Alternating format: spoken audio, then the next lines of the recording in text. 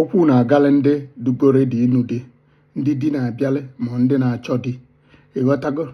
ịma na this time around ị na-aba achọ di ma ọ dị na-abịala gị ị ga na-enweta advice ịnụkwana onye ejiri ego ka ịnụkwa onye ji ego ka ị ghara ịta abụbụ o ji gbanwa nnụnụ nye eji wee bele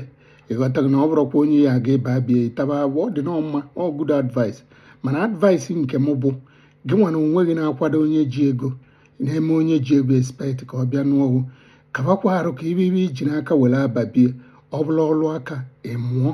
ọsọgoro ya bụ na ịgụrụ akwụkwọ gụchaa akwụkwọ bulu satifiketi yara atị ya ata maka na ọlụ adụrọ ịbụ ka baanyị si wee si ike ịghọtago na ọkụ uche gị dị ya bikos na ndụ nwoke wụkwa ugwu na ndịda ọ na-akwa adụ stret